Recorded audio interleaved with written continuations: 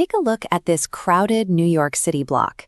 In a fraction of a second, your brain processes the overlap of the vehicles, identifies the pedestrians in the crosswalk, and predicts exactly where they are going to step next. But a computer sees none of that. To a machine, this rich, dynamic environment is a massive grid of raw RGB pixel intensities, entirely composed of numbers arranged in rows and columns. If you feed this image into a traditional neural network, the system requires you to flatten that grid.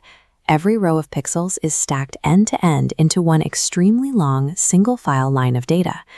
By forcing a two-dimensional image into a one-dimensional line, the network loses track of which pixels were originally next to each other.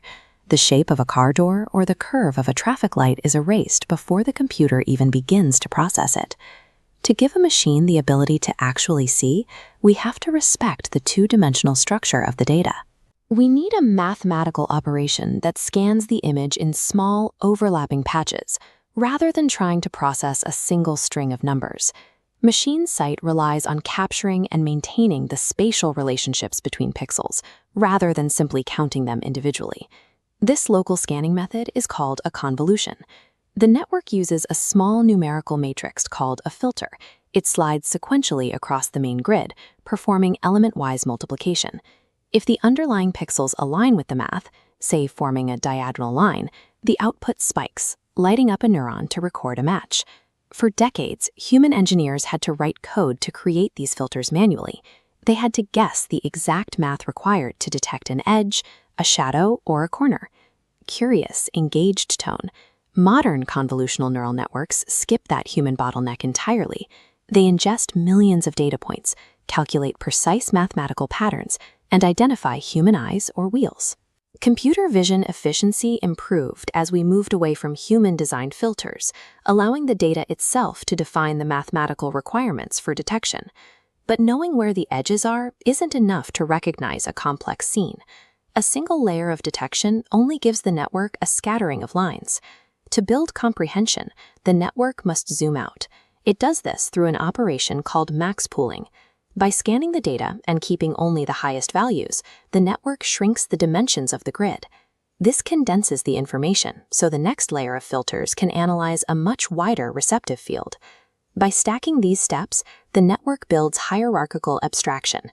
The first layer finds basic lines. The second layer pools them into geometric shapes.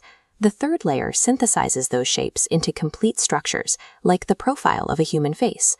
Through repeated convolutions and pooling, the network bridges the gap between raw data and usable concepts.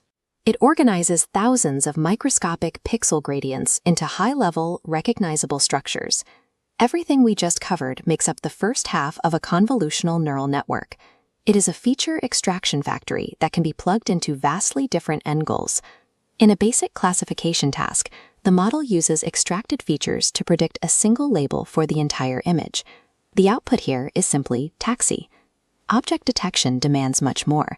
The network must label the object, but also predict its exact coordinates, drawing a bounding box to isolate it from the background. Take a look at this scene. Semantic segmentation pushes the network even further. Instead of an overarching label, the network must classify every single pixel independently, drawing precise boundaries between the animal, the tree, and the sky. Inside this autonomous vehicle, the network isn't classifying categories at all.